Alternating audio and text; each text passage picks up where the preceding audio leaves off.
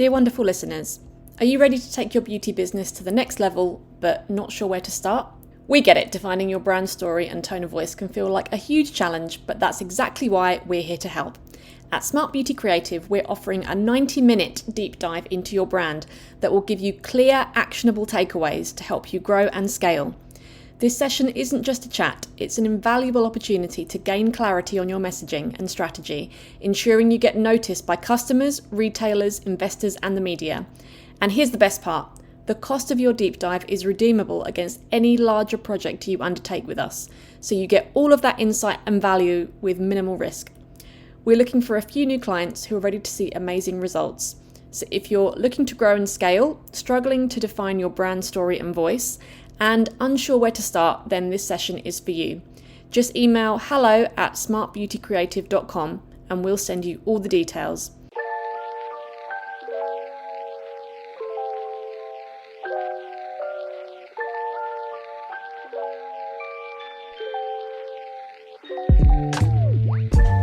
Hello and welcome to the Smart Beauty Podcast.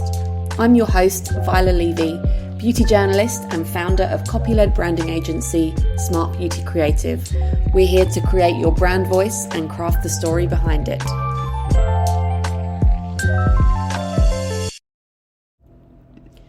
Today, I'm thrilled to be joined by Agnes Cazin, the visionary force behind branding and communications agency Haiti 73 and the brains behind the inaugural Buzz of Beauty Festival. Agnes has dedicated her career to connecting Black consumers with global beauty and fashion brands, from L'Oreal and Unilever to Puig and Cantu. Her journey in the industry began in London in the late 90s, where she worked at creative agency Weber Represent, producing everything from fashion shows to music videos. Since then, she's built a reputation as a true leader in branding and communications. In this conversation, Agnes shares her inspiring journey and the motivation behind creating the Buzz of Beauty Festival, a space where Black beauty entrepreneurs can connect, learn and thrive. We'll explore the challenges of breaking into the beauty industry, the education needed for success, and how Agnes is helping to create opportunities for the next generation of beauty moguls. So whether you're a founder or an aspiring entrepreneur, or simply just passionate about beauty, this episode is packed with valuable insights. Let's dive in. So Agnes, thank you so much for joining me on the podcast today. It would be great to hear what first inspired you to create the Buzz of Beauty Festival and how does it reflect your vision for the beauty industry? Well, first of all, thank you very much for having me on your Pleasure. podcast and taking the time, Viola. It's very much appreciated, the fact that you take an interest in my career. 100%. So the Buzz of Beauty came from my diverse experience in the world of fashion and beauty and the experience as vendors, because sometimes I'm a vendor because I'm a brand, sometimes I'm a consumer because I'm someone from the industry, so you get invited. And sometimes when I'm just like a passionate, regular consumer, I have another experience. And it's completely inconsistent. So if I'm a VIP somewhere, Paris Fashion Week, it's amazing. If I'm a vendor, it's stress, stress, stress, stress. Yeah. And if I'm the final consumer, sometimes it's a bit mid. Sometimes it's a bit mediocre, sometimes it's not really that. And then I have to say, in England, events are top notch. And now with a lot of things, it's just that the vibe of it, the way they are being produced as well, there's an understanding of what's the minimum that nobody would go below, you know? And I have to say, yes, the French event pissed me off because, because often, and I'm talking about the Black event, yeah, often they're not up to the level. They are not, and the experience is not there. So I was like, for years, I was fuming and fuming and fuming. And it's my son. My son was like, stop bitching. Do.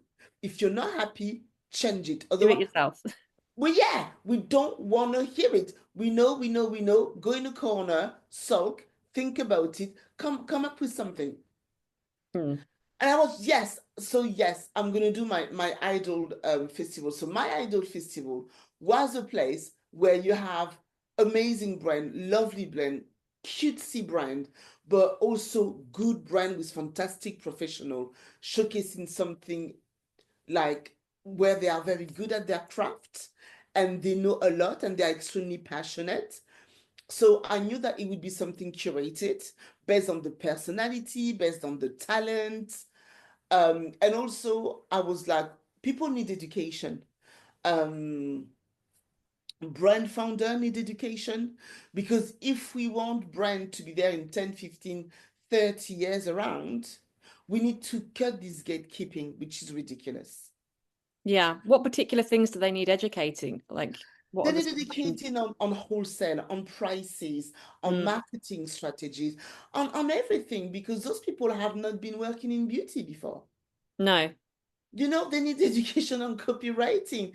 They need education on what is a copywriter. I had a client, bless her soul, she was lovely, but it didn't end up well.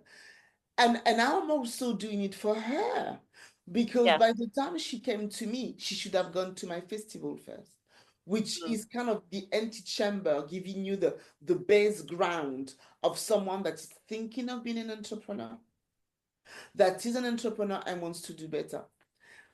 And I know, and after I was a bit pissed off because, we didn't end up in good terms, but I knew why. She said to me, "Oh yeah, you want me to talk to your accountant? You want me to talk to your accountant because you're too lazy to do my invoices." I said, "No, it's because my accountant does my invoices for me." yeah. And her response was, "Since when does accountant do invoices?" And I'm like, education. Do Yeah. you know, education? Yeah. It's all ground down to education. And I'm like, do you know what? Yeah, we're gonna have to, because you don't understand what you're asking me. So initially I was a bit pissed off, and then I took a step back and I said, no, I can't be pissed off at her, because she has been in a 9 to 5 job all her life where she get a paycheck. She doesn't have a clue what is an accountant. She doesn't know what they do. She knows HR. And I'm like, so my event is like for those kind of women, for those women who are brave enough to put all their saving into a project that they believe. But let's face it, they don't know nothing about the back office, nothing about the marketing. And For I sure. really want to help them with that so they can progress, exist, and launch to market. Yeah. There are so many moving parts with a business, isn't there? It's like, where do you even start? There's just so much to learn that it can be, I think, very overwhelming. I mean, even with what I do at Smart Beauty, we now do a consultancy session before I start any project with any client. We have this consultancy where I go through, get under the hood of their business and say, okay, this is what you need. Not just a tagline or a blog post, like you need X, Y, and Z, because like you say, there's that education piece that people don't know what they don't know, They don't know what they don't know. They don't know what they need. They know what they want, for but they sure. don't understand the cost of what they want. Mm. So you have clients, it's the same client. She was like, I want to do creme de la mer. I want a high luxury. That's what I want. We said, okay. I mean, like, it's your brand. You do whatever you want. And when we presented her with the 15K merch, because that's what it cost, like, that's really expensive. I said, no, that's not really expensive. Mm. You asked for creme de la mer. Exactly. And then the return that you're going to see on that investment, the potential returns are The going to potential pay return that you're going to dividends. see on that, but she's not actually, because she doesn't know how to sell things like creme de la mer. Mm. So you want a product that looks like and costs like creme de la mer, but you can only sell it like Jenny at the marketplace. So yes, it's not going to work. No, exactly. And this is what the buzz of beauty kind of helps people Yes. with. And to understand that what you want, what you have, what no, and also it takes time. So you can have the creme de la mer maybe in 5 years down the road. Yeah. Learn your craft, learn to sell beauty first, maybe. Mm. Or maybe even start with a white label product. So you can learn all the process, create the process. Do you know what I mean? Like, and then Yeah. when you really want to launch the big guns and the big baby, you have made all your trials and error, and you understand the industry, and then Yeah. you can go and run, and maybe you have a team by that time. Yeah, you've learned from your mistakes because it can Yeah, be very costly. Like it's such a huge it financial risk launching a it could business. Like it every mistake costs money. absolutely. It's Do you good know? to yeah, get that education, as much as much education as you can before you take that leap. Network, network with other successful founder. Ask them question. Look at your process. It's like we all make mistake. I make mistake, and I've been doing it for like God knows how many years. Because every time you're learning new stuff. But there is something where you kind of know what you're doing more or less. You can, if you want to quote for something, I can gauge quickly how much it's gonna cost because I've done something similar before. So I've got a rough idea of time of team sizes. And I think that when you want to be a founder in kind of anything, give yourself grace. Don't start with putting all your saving into one project and then Mm. blow it all off and then you're left with nothing. It's romantic, that idea of like, oh, I'm just going to go for it and just going to take that leap. But actually, you can kind of take calculated risks. It doesn't need to be all or nothing. Um, Exactly. And also it's like you if you want to be creme de la mer, you have to understand that they don't have the same story as you. no, and also there already is creme de la mer, so there's not like you don't, they don't need a duplicate, as it were. Exactly. They've cornered that market. Exactly. So and everything is gradual and everything is like there's a lot of trial and error and it's okay to fail 100%. because that's where you learn. And with Black beauty entrepreneurs in particular, did you think it was important to have a space for them to Yes.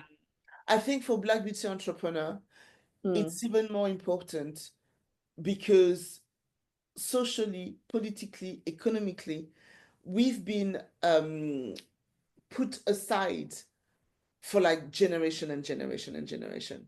yeah. So where a 50 years old woman, a white 50 years old woman had access to universities easy, had access to generational wealth, which is not like having million in a bank account, but maybe your godmother leaving you 5K here, maybe a grandmother giving you something that you can pass from one generation to another generation. Even if it's 2K, it is Yeah. something passing on into someone. Um, Having access to better job because of better education. It does has an effect on our capacity to be able to turn around and say, Uncle, Auntie, what do you know? Nothing, because they were not in that. And it's already a gate kept industry, even for white people. A lot of gatekeeping. There's a lot of gay people for what so it doesn't even matter. So when you are at the intersection of a lot of political, economically, and social injustice that did not wanted to see you there or Mm. anywhere, but only on the, oh yeah, services, retail, cleaning, garage, yeah, all that, yeah. As long as you serve, we are perfectly happy to see you there.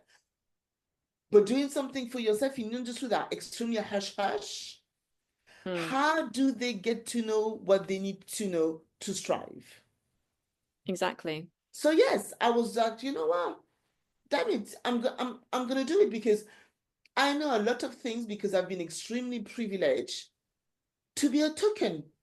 Mm. Let's be honest, I was a token for many, many years, and that allowed me to be in amazing rooms with amazing people who were very open-minded. And not only they put me in those rooms, but they taught me things as well. They showed me things as well. They Mm. let me try and experiment things, and I've been very happy. And I'm just like, imagine if everybody could have the same access to those people that I have. For sure. How much more clever would we be? And I was going to ask you, like you've got your background, you've worked for some of the biggest brands like L'Oreal, say no more, and like Cantu. I mean, what were the biggest, and like Unilever, what were the biggest branding lessons you've learned that these founders can then apply to their own businesses? What are the key kind of things that you I'm would? going to tell you the biggest brand that I've worked, and I always give it as a reference, is ORS. Hmm. Namaste. It was amazing because it was a Black team led by Tanika, a lady called Tanika. She gave us education on trichology, on braiding, on lace making, so we could really understand the product. We were the activation team. And she gave us a lot of freedom on expressing ourselves and doing the event. And that was really the first. They are the one that pulled me in and said, we want to work with you because we like your work ethic. And I was like, nah, okay, sure. And I was just working in fashion, and I was like working in fashion and celebrities, brand management, and I was like, sounds fine with me, cool.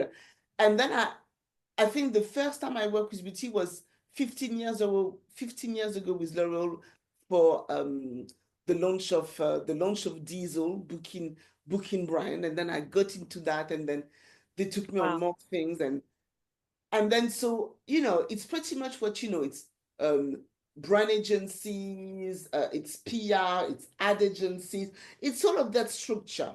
And then when I went with Namaste, who was an Asian group, it's like they are the equivalent of Unilever but in India.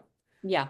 They don't have a PR agency, they do not have an ad agency, and still they are making a huge order weekly. So I had to relearn what I knew from fashion and beauty mainstream to see that actually you don't need to do it like L'Oreal to succeed. No. So that's what was interesting, because their overhead was much more smaller. But what they had an extremely good understanding of the community that they were serving. Mm. They understand where we like to eat. They understand the movie that we liked. They were listening to what we were saying. So wherever you would say, they would pull up the product at the next season. Oh, you want to glue like that? Okay, let's do that. Oh, you don't want that no more? Okay, so do you want this? Okay, so let's do this. They were listening. They were listening to They their. were listen hard. And this is why they would always have the right product for the right people, because they would listen hard. They would really, really listen hard. And as much as controlling as they can be because it's their brand, we were also being given a lot of freedom on how to express ourselves. And another thing, we were able to be ourselves within our Blackness. We Mm. didn't have mental illness because we didn't have to pretend not to be Black in a boardroom. We were 15 Black women being very black, with very long nails, with grills, with diamonds, with big hair, with small hair, with wig, with natural hair. Didn't have to code switch. We didn't have to code switch once again, and they did not wanted us to code switch either, to make it palatable for them to be working with us. Mm. So there is that. So that was like the most free, that was the best experience, and the most freer.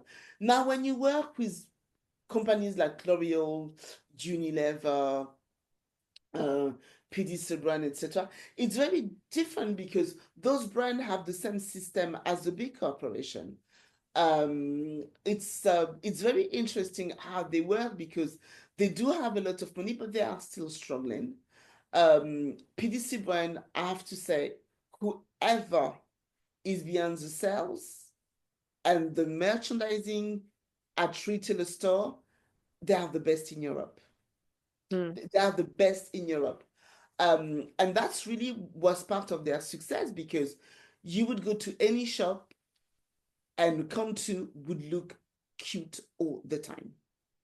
Mm. All the cute all the time. Product on perfect. Not no dust, no product who were there since 2009.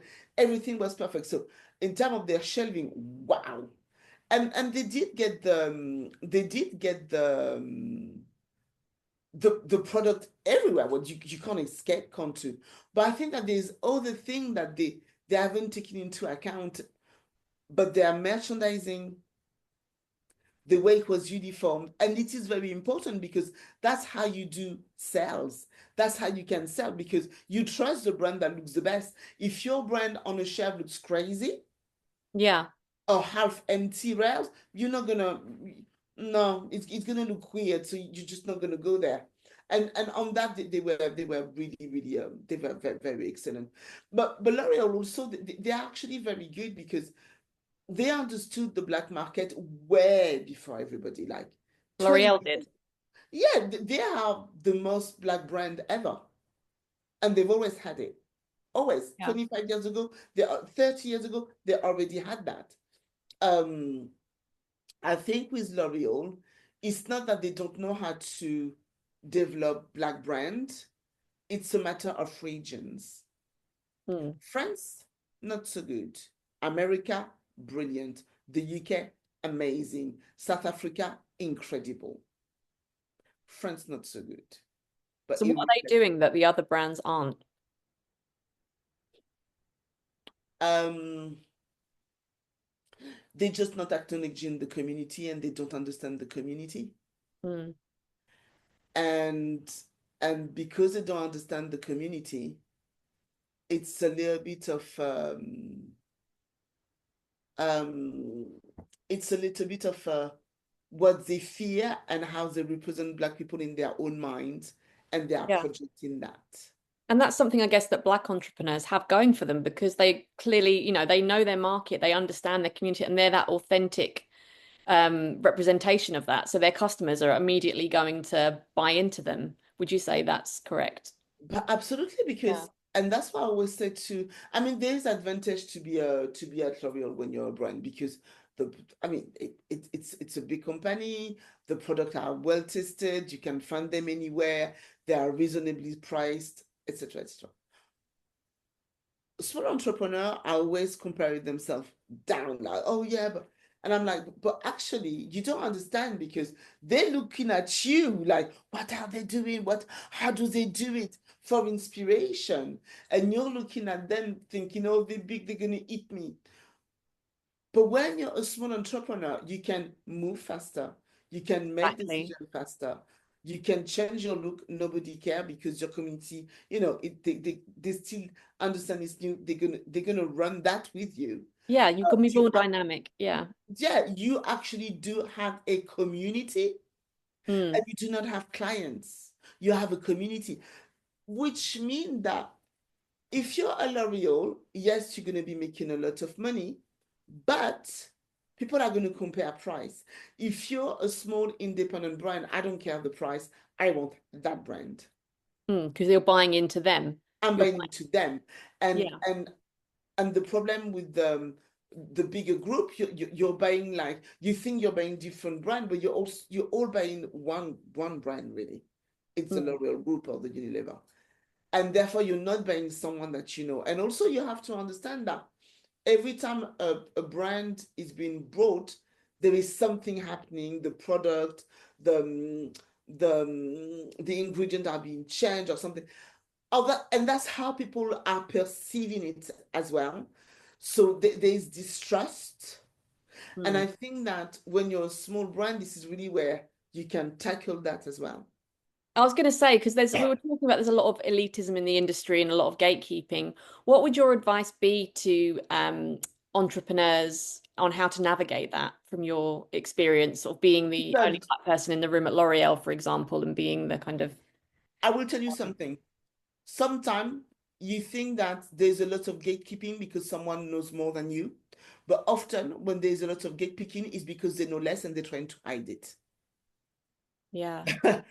Happened to me so Mic many times. drop. I was just like, wow, what is she doing? Wow, what is she doing? Oh, I'm not going to show you. Please show me how to do the invoice. Show me how to do the invoice. I'm like, what? Is that what you're gatekeeping from me? Mm. It is that, and you're disappointed because you think it's something magical. It's not. So put some money aside and pay a consultant to show you. Yeah. Train. Mm. Because trust me, people that gatekeep usually are not the one that know the most, but they just don't want you to know that. No, it's kind of a scarcity mindset. It's that fear mentality where they don't want you to take what they've got and do a better job than them. Exactly. Mm. So don't be scared. Yeah, because I think a lot of Also, founders are compelled to be brand ambassadors, and not everyone wants to be front no, facing, no, do no, they? yeah, Not no, everyone wants to be an influencer. They just want exactly. to run their Exactly. business. But this is also why you need to, if you can't afford to have a team, you can afford to be full. And this is where people think, oh, I'm going to start my brand in a year and a half. I have a product. You have a product, you don't have a brand in a year and a half. And then when you have that product, you need to sell it. Are you a sales director? Nah. Are you a marketing director? Nah. Are you a copywriter? Absolutely not. Are you a PR agency? Nah, let me think. No, you're not. Are you an influencer? Well, that you could be, but you don't want to be that. Are you? No, they're not. So to launch a brand, it will take you 3 to 4 years because you need to do all the work beforehand. Have your branding, have your thought in place, learn how to do this, learn how to do that. Get And your when you're doing right. the product, train yourself at doing other things. So, in the line of all the things that you need, learn to understand a little bit of each of them. And then you'll see, do you still want to have a brand at the end of all of that? We're Because that's actually what it takes. we're almost at the end of our time. What I was going to ask you is, when you look back on your career and you look at sort of like the person that you were when you first started out, is there any advice you would give that person that you sort of learned along the way that you would sort of go back and tell them? Go with the flow. Mm. Go with the, can I swear here? Yeah, yeah, sure. Go with the fucking flow. I don't know what I'm doing. I don't have a clue. I'd be lying. It's not true. I don't. When I started the agency out, it was for photographer as a pay-as-you-go photographic agent. 16 years down the line, I'm putting a festival together. Don't have a fucking clue.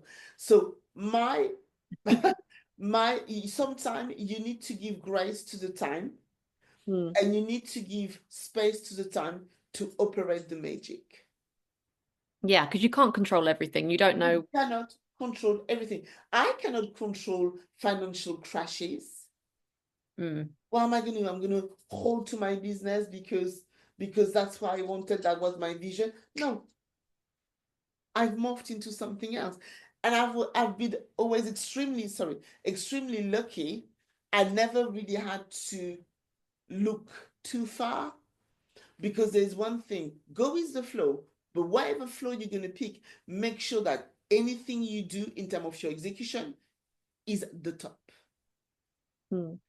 Let them criticize your personality, which is absolutely fine. I don't care. Because at the end of the day, you know what you're doing, how you're doing it, and why you're doing it. For And it sure. shows into how you're producing the thing.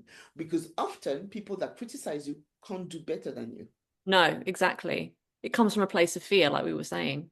Petrified. So no matter what you're doing, whether there's money or whether there's no money, always do it to the best of your ability because this will open your work ethic will always open the door to something 100%.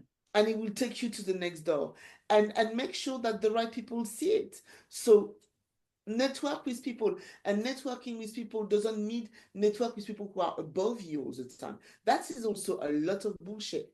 People above don't want you. They're not interested because you can't help them. You don't have the strength, you don't have the self-confidence, Mm. you don't have the network that can help them. You can't help them. And people above also need help. People that you're coming up with that you really People you're coming up with are here. you can collaborate with, like how can You we can help each other? collaborate. How can we lift each other up? Exactly. And I think also one of the problem of this generation, they think collaboration is abuse. Mm. They associate it a little bit with that.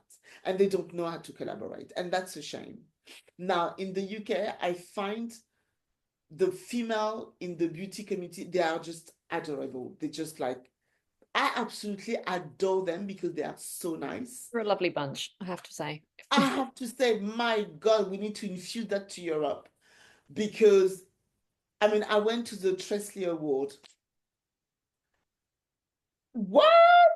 everybody stunning, everybody lovely, Mm. everybody nice, everybody talented, everybody with a business.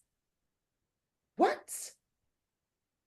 That's the Yeah, thing. incredible. That was just like that's the mood we want. So I Mm. would say my career wouldn't advise it to anyone because that was a different time. Go with the flow, but it's more, I never thought I had a career because everything I had, I kind of had it by mistake. Do you know? So I've never calculated. But there's one thing that I know. My work was never a mistake. My work ethic, my execution, whether I have 500,000 or 20K, I'm trying to make sure that you don't see the difference Mm. and that it looks good at all time. And people, also people emotion, like people give you so much grace that you know what, you're coming up or it's your first edition. But I feel so good because it's not just you can go to some dinners, beautiful restaurant, beautiful places. The atmosphere is so dull. Oh my gosh, I was at a dinner last night and I actually walked out, and I've never done that in like the 18 years. But like you say, the crowd was so dry. It's like I just don't want to be here. It's And you nice don't want to to be be there. invited. I just don't John, want to be around people that are not my people. John, I and, value and, my time too much at this grand old age that I'm at now, where I just don't want to be around people and that. you don't want to be there. And then you're gonna go to a dinner. They do their maximum, they're trying, but it's so lovely. Mm. It makes you feel so good. It doesn't matter. The people make it what it is. It's the crowd. And sometimes I think that a little bit less on the merch, a little bit more on the people. And 100%. that's also because I'm 50. And in my days, if you were going out, we knew that you had to mix up people. Mm. A little bit of fruit girl, a little bit of bad boys, a little bit of posh girl, a little bit of people with money, a little bit of broke people who have fun, a little good DJ. You had to mix the crowd. And a little bit of the stylish girl, a little bit of the stylish, some cuties, some cute girls, some cute guys. And you have this kind of Nice mix of mix. people that makes it like, yeah, because everybody's interesting. Mm. And Mm. now it's sometimes it's a little bit like, okay, calibers. Are they all like 6 foot? Under 6 foot, we don't want them. There's a And hierarchy. yeah, hierarchy, the looks, the 6 foot, the this, the that. And people forget about people. And I think that when I do my thing, because I'm a child from the 70s, I'm very much about the people. And people actually have very good time. Yeah. Yeah. And that's what you want. You want a good time people.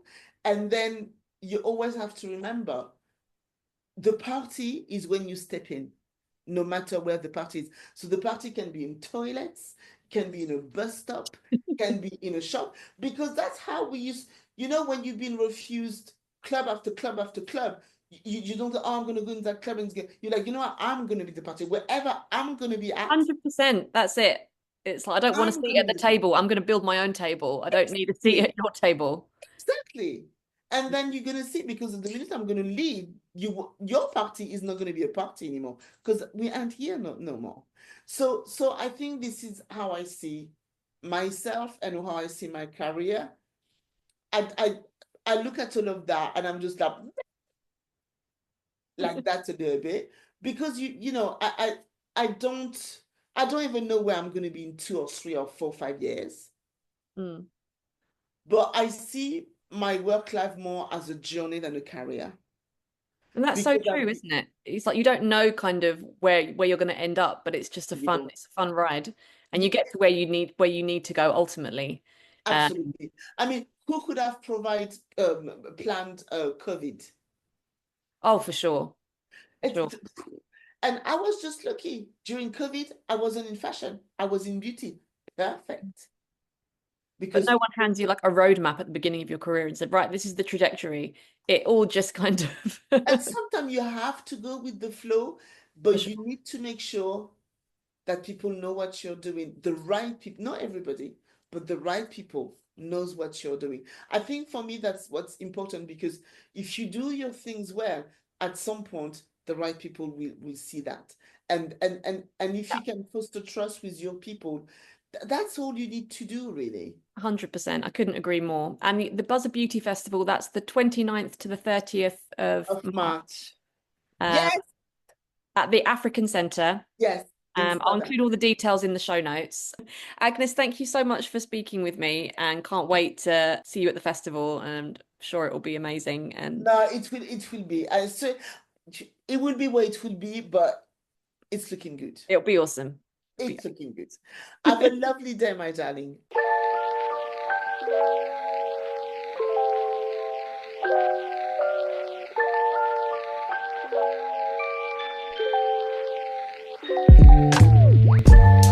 I hope you enjoyed that episode.